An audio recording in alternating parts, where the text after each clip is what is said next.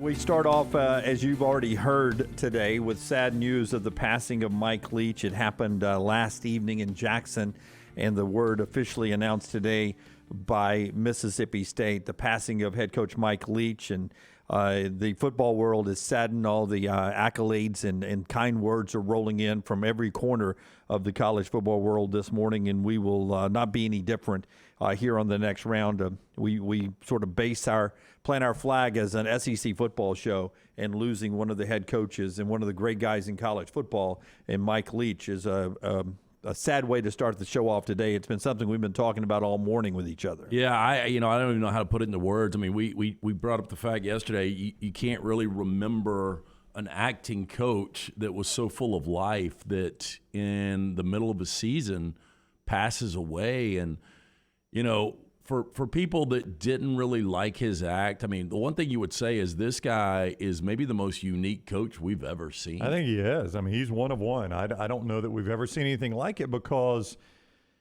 you know, coaching, and this is a bit of a deeper topic, but it applies to Mike Leach because there's so much money in it now.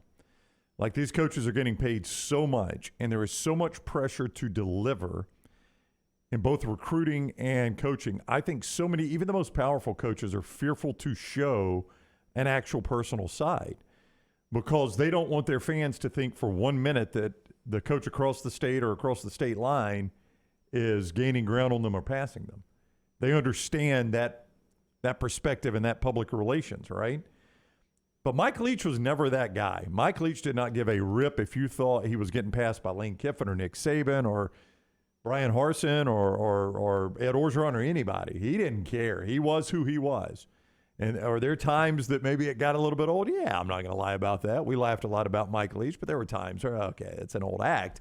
But I'll give the guy credit. He was who he was, and he didn't let the fact that he was the coach in the SEC or the Pac-12 or the Big 12 or what kind of money he was making change any of that. He didn't care if you thought he was recruiting hard enough or coaching hard enough. He was who he was. Yeah. You've got to respect that. You know, it's so refreshing, Dunaway. I can't, and you're right. I mean, there's so much coach speak and everything's cliched. And I think not only what you're saying about the commitment to coaching, but also in today's, PC society, you say the wrong thing, then you've got to backtrack, do apologies. He just spoke his mind. And I just thought it was really refreshing. Mike Leach, 61 years of age, and he has a legacy just this year in the college football coaching tree. Lincoln Riley, who had the Heisman Trophy winner, his third in the last 6 years.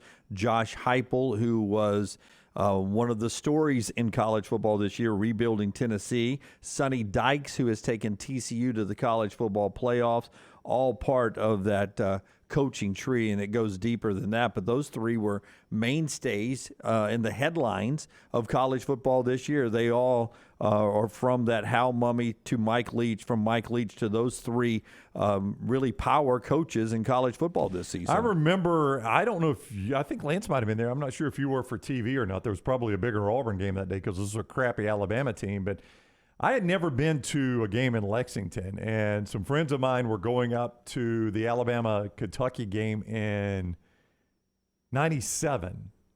And that was when Tim Couch was the quarterback, Craig East was the receiver, and that air raid was kicking. And they beat Alabama that night and tore down the goalpost. One of the crazier scenes I've ever seen. That was my introduction. It wasn't my introduction, actually. Hal Mumme used to come to Jack State some and that staff, but I didn't know who they were then.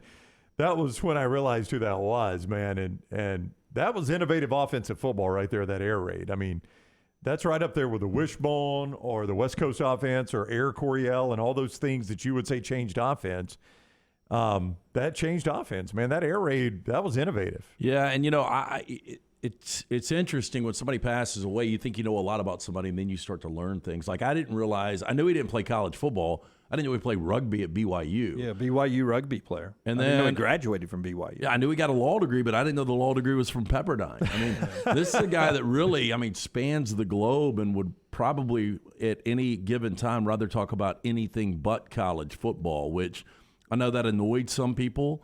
And I know we had differing opinions on how well this guy could coach. But, again, he never had a great job. I mean, from Lubbock to Pullman to Starkville, very difficult jobs, and always had success wherever he landed. Speaking of a difficult job, Zach Arnett, the interim coach now, takes over the football program, at least at this point with the interim tag. We'll see what Mississippi State does moving forward. But they have a bowl game coming up on January the 2nd. They had started bowl practice on Saturday before the incident, the health issues with Mike Leach on Sunday. And so we'll keep you posted on that from the university and everything else going on with that. But Mike Leach passing away, heart complications after his attack on Sunday at the age of 61. And Mississippi State is a program that was his third major college program, where he was at Texas Tech, Washington State, and at Mississippi State. 21 years as a head coach, 19 times he got a team to a bowl game, 19 out of 21 years.